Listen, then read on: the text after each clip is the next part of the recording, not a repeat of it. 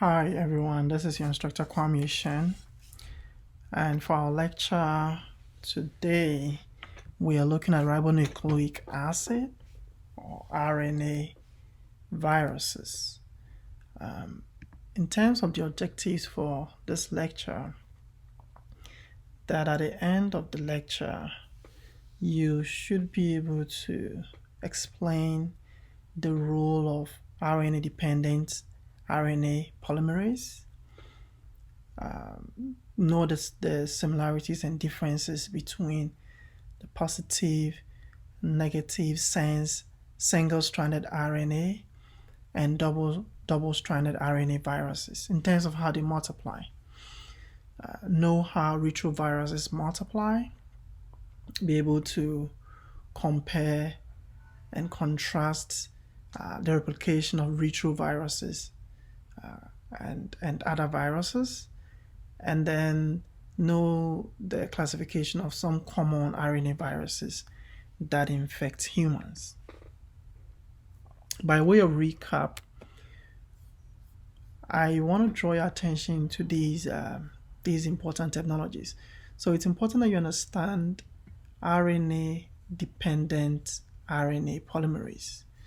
And why that is because for RNA viruses, this is the enzyme that they use.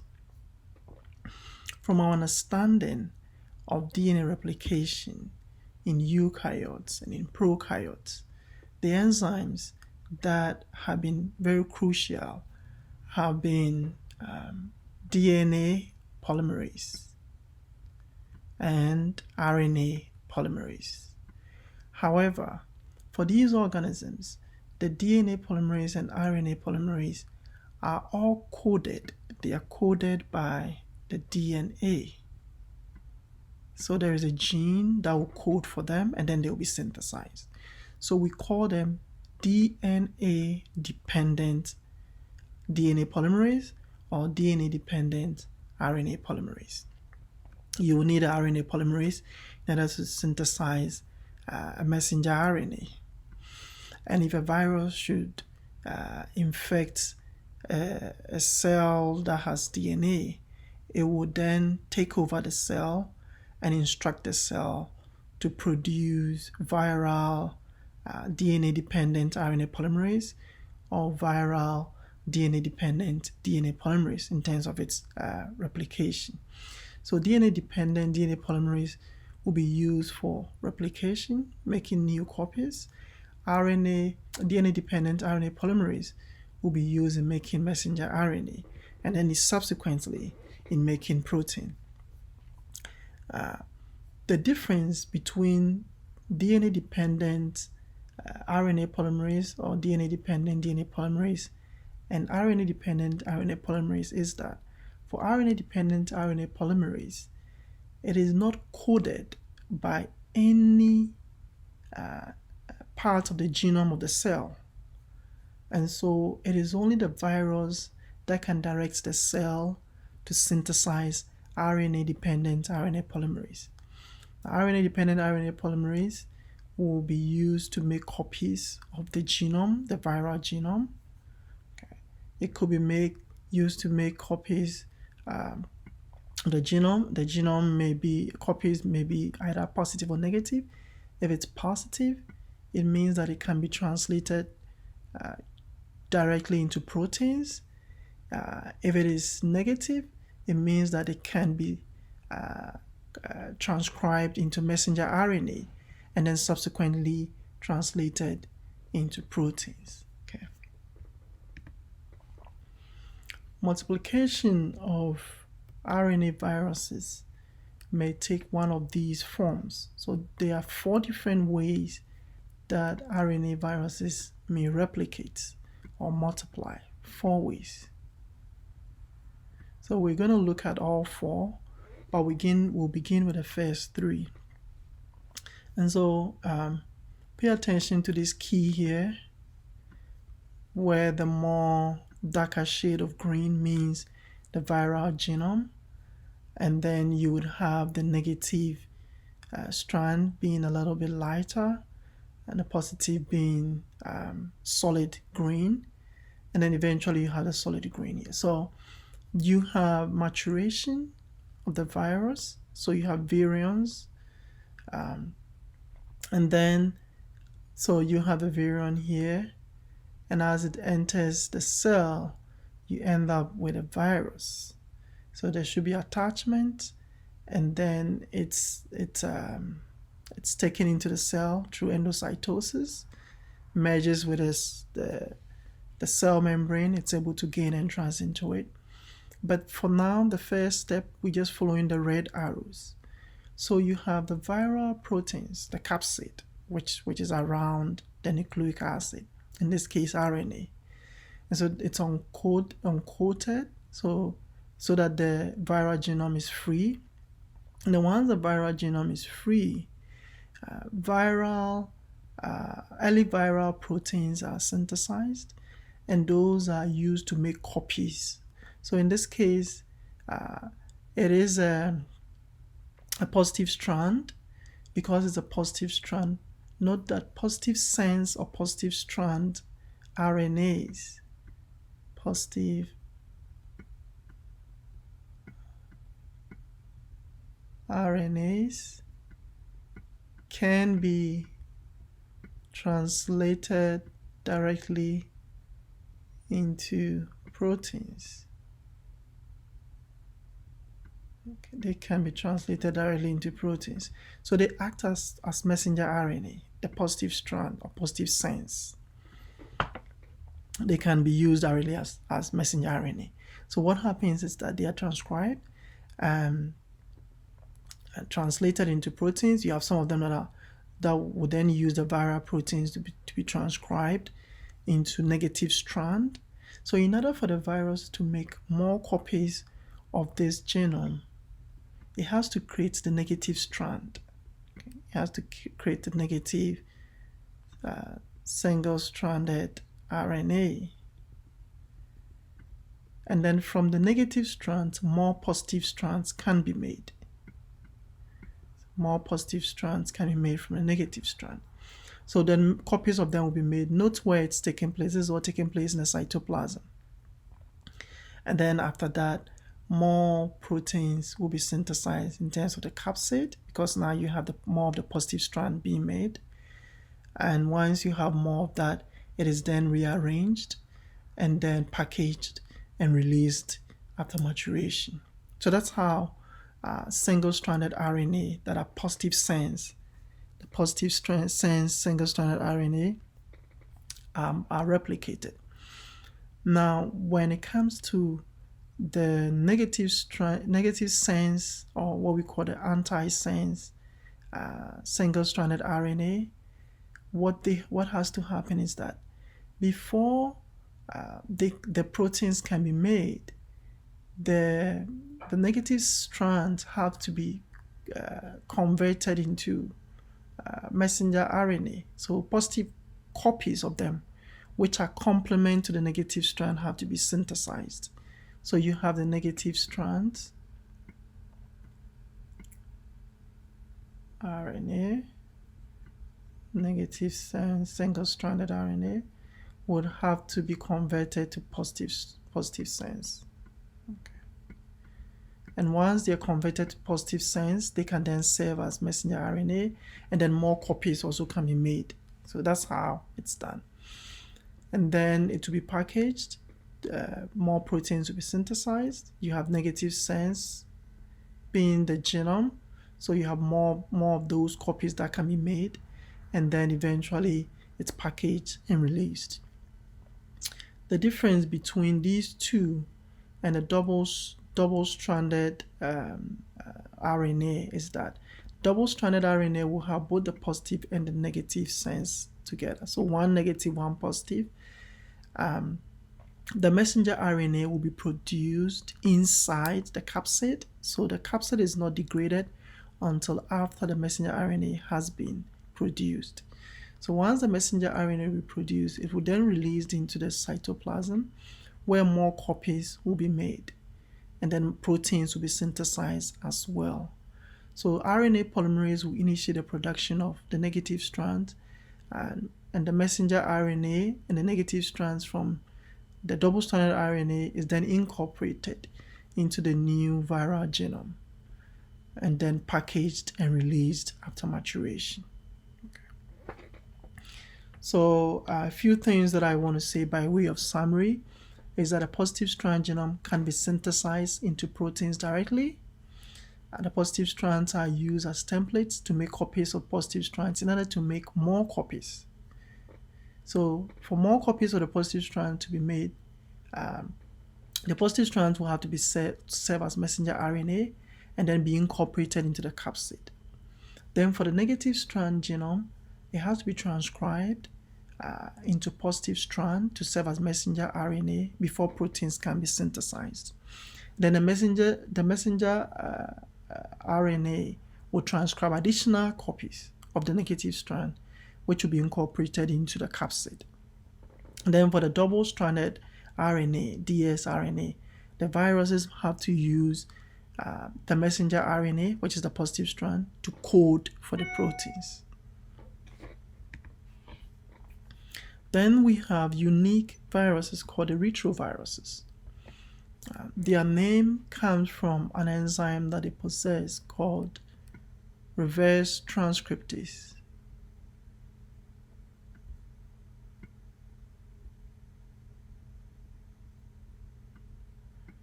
Reverse transcriptase. The ASE reminds us that it is an enzyme. So for reverse transcriptase, they behave very differently from the regular enzymes that are involved in viral replication, in that we know that from the central dogma, we go from DNA to RNA and then to amino acids,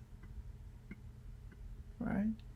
Now, with reverse transcriptase, what happens is that instead of synthesizing RNA from DNA, reverse transcriptase does the opposite, so that DNA is rather made from RNA. So it goes this way rather.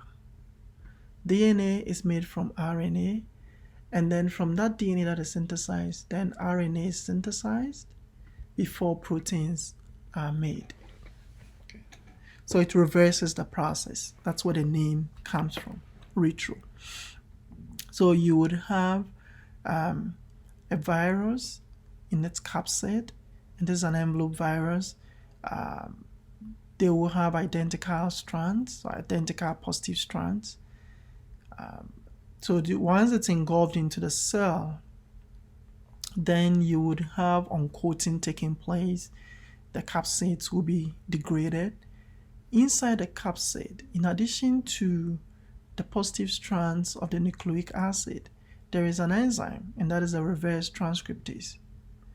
The reverse transcriptase will then be used to make DNA from the RNA of the viral genome.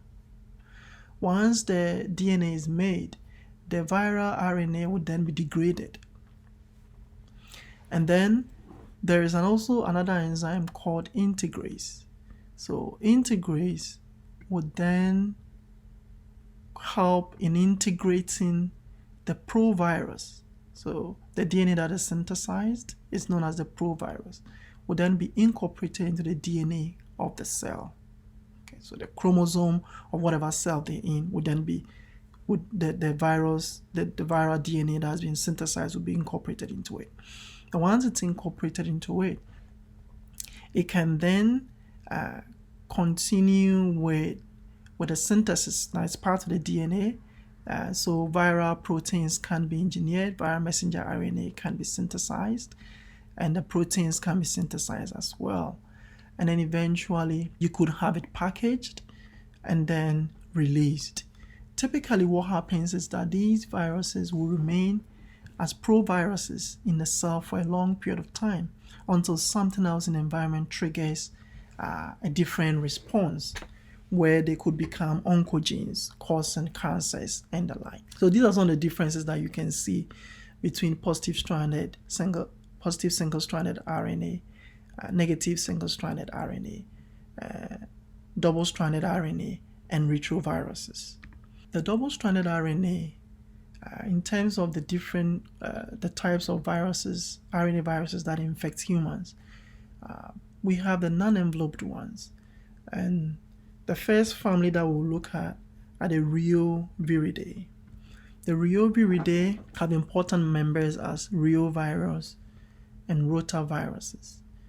Reoviruses include Vaccinia and smallpox viruses. Then in terms of the size, you're looking at 60 to 80 nanometer. So not too big, but not too tiny either. Some of the important clinical special features is that for reoviruses gets their name from, so we're talking about reo. So the R is for respiratory.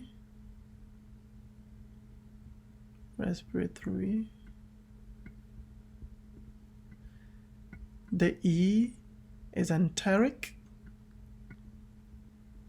It's in connection with intestines. And the O is for orphan, like orphan. Now, orphan viruses are viruses that we typically don't know or haven't associated them with any pathogenic disease. But however, there are instances where they cause some rare diseases. So generally, orphan viruses do not cause diseases. And then enteric viruses are viruses that are part of the gut system. Then respiratory viruses are part of the respiratory system.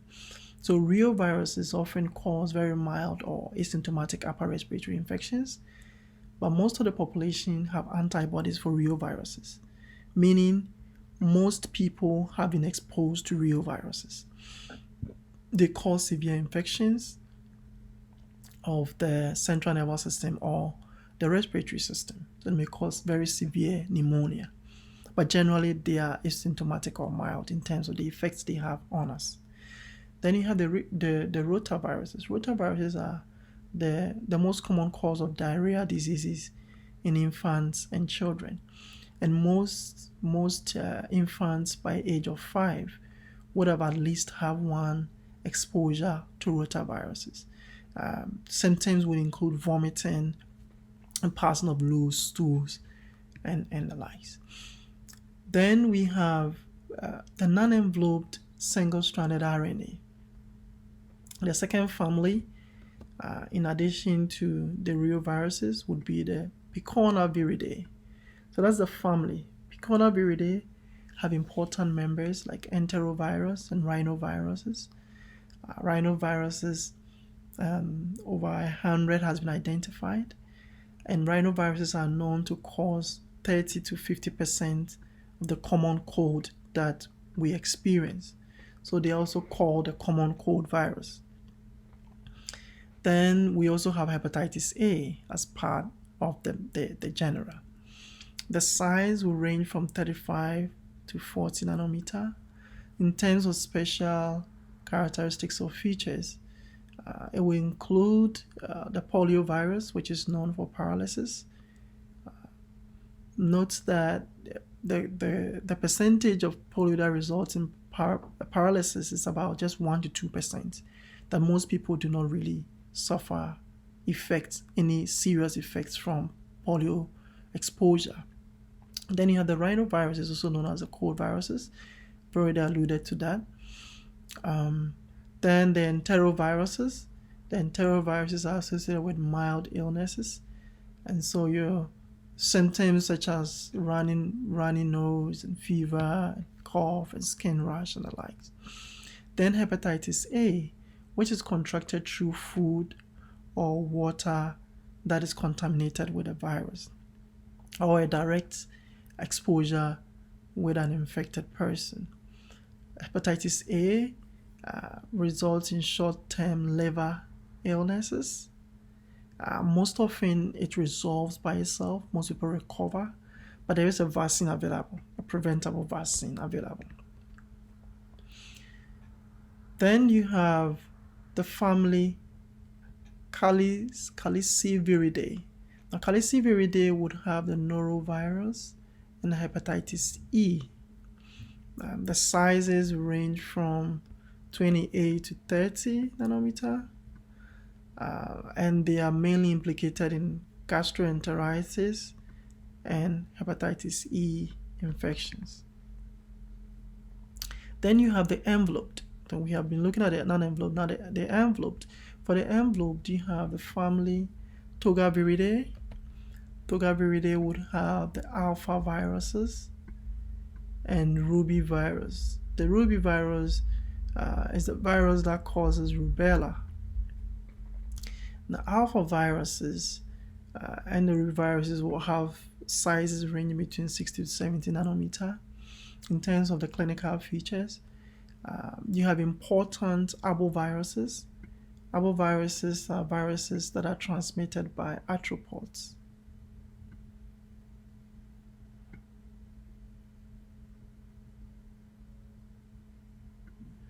So it's a RTHROPODS, arthropods.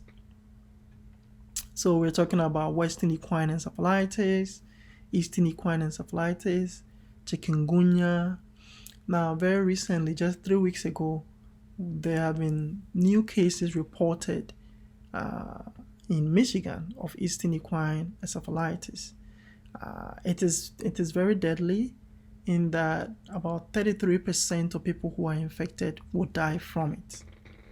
Rubella, however, has been declared as eliminated from the US. Rubella will present this way with these rashes. Most people are vaccinated against it, with few exceptions. But we have the MMR vaccine, the measles, mumps, and rubella vaccine, which is meant to prevent the reemergence of this infection. Then you have the family Flaviviridae. In Flaviviridae, you have flavivirus, pestivirus, hepatitis C virus. The size will range from 40 to 50 nanometer. Important among them will also be arboviruses, viruses that are transmitted by insect vectors, arthropods, mosquitoes mainly. And so you have West Nile encephalitis, dengue, and yellow fever being important diseases caused by members of this group. West Nile is endemic now in the United States. This is a 2019 graph showing West Nile activities across the country, and you can see that it's only Maine that doesn't have any West Nile activity. All other states have West Nile activity, so they have these mosquito districts that have been set up to monitor the activity of West Nile in every vicinity. In San Bernardino County, there is a mosquito district. Coachella has one, Ontario has one, and they are all there to monitor the activity of West Nile. West Nile generally is asymptomatic when you contract it, but in about 1 to 2% of people who contract it, it may result in very serious illnesses known as West Nile encephalitis, where the tissues of the brain becomes inflamed and most people will die from it. Then you have the Coronaviridae. So we're still talking about single-stranded RNA, the negative strands. Okay, so negative strand. We've talked about the non-enveloped. Now we're talking about the enveloped. The Coronaviridae, you have coronavirus. Sizes will range between 80 to 160 nanometer. In terms of the special features or characteristics, you have infections that are mainly restricted to the upper respiratory tract, so they cause respiratory infections. 10 to 15% of the common cold infections are caused by coronaviruses. 10 to 15. And then you have important members such as SARS-CoV-2, which causes COVID-19, which we're dealing with now. And then SARS virus itself, which years ago caused infections as well. SARS stands for severe acute respiratory syndrome, so it's also a respiratory infection. Then you have also the family Rhabdoviridae. Rhabdoviridae will have important members like Lyssa virus or vesiculovirus. The Lyssa virus is a virus that causes rabies, or it's also the rabies virus.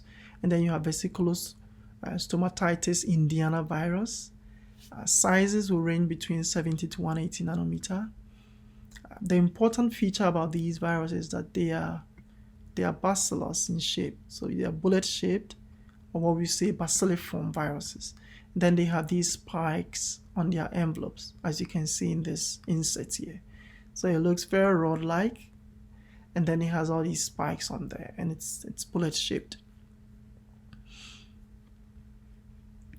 Okay. Then you have the enveloped virus.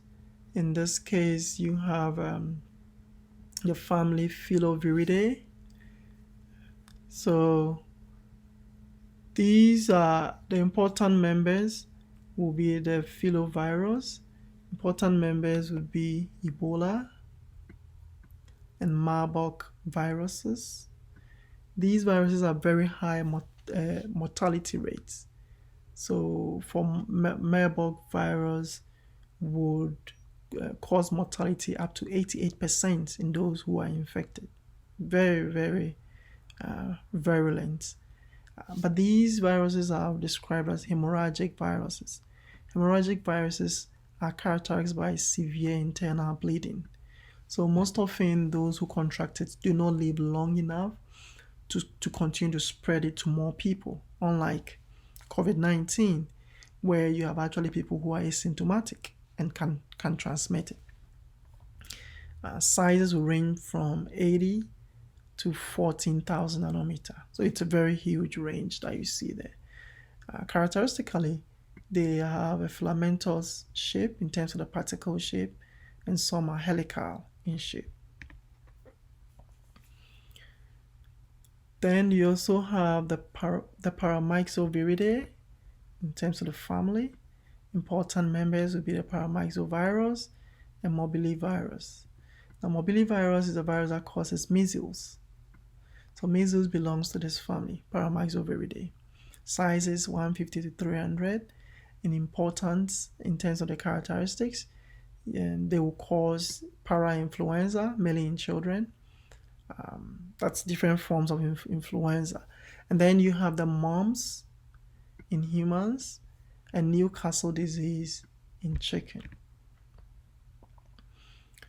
There are some viruses, they are single-stranded, they are negative strand in terms of negative sense, but they are described as virusoid or satellite RNA viruses.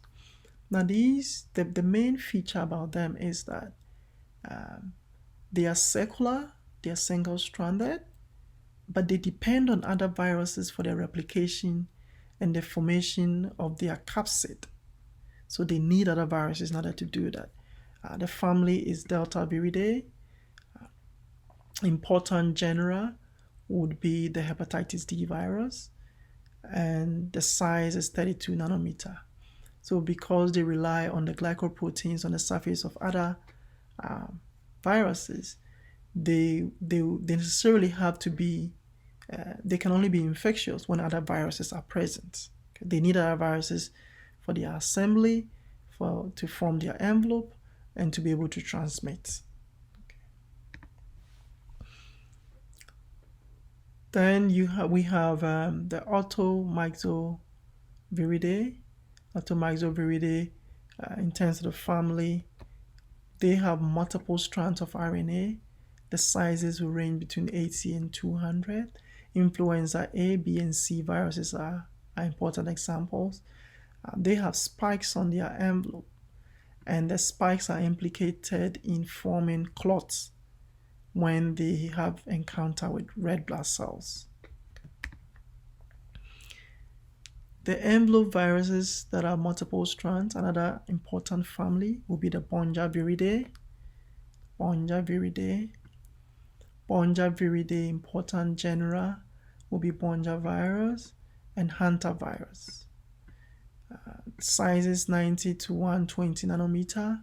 In terms of clinical special features, these also cause hemorrhagic fevers. Hemorrhagic means internal bleeding.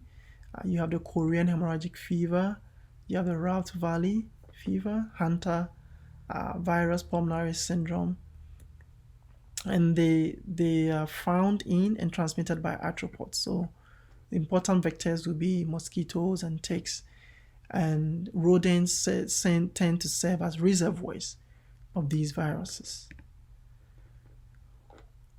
Then you have the RNA Viruses. So these are also enveloped, single-stranded RNA, negative strand, but they have multiple strands of RNA. So RNA virus is it's important members. Sizes will range between 110 to 130. So they have capsules, they have capsids. In terms of the protein code, they have capsids that has RNA containing granules. So their capsids have granules in them. They have RNA that is embedded with granules in them. Important members will be Lassa fever, Lassa fever virus, Venezuelan hemorrhagic fever virus. Then you have the Retroviruses. So these are single-stranded RNA, but they produce DNA. So they use RNA to produce DNA. The family is Retroviruses. Examples, important members will be the oncoviruses, the lentiviruses. The lentiviruses are the viruses that we have the HIV virus in there. In terms of the size, you have 100 to 120 nanometer. So it's not really a wide range. They are implicated in RNA tumors, so they cause tumors in the patients. Importantly, they have transcriptase, reverse transcriptase as an enzyme, and they cause leukemia, and the lentiviruses are implicated in HIV. Now, the DNA that they synthesize will then be incorporated into the host cell chromosome as a provirus, and it will remain in the chromosome, unlike the prophase in bacteriophage, and they will never come out of the chromosome, and so it's able to hide from the immune response and the antiviral treatments that, for instance, we give patients of HIV, and they may remain latent or dormant for many years until they are activated by some exposure such as gamma radiation or some other mutagenic substance in the environment. And lastly, the group that we're looking at is the RNAdependent in terms of the family. They also use reverse transcriptase. Important members in terms of the general is hepatitis B virus or hep adenovirus. It's quite small, 42 nanometer. So it uses reverse transcriptase, the enzyme, to produce DNA from messenger RNA. It causes hepatitis B and liver tumors. So this brings us to the end of our lecture on RNA viruses.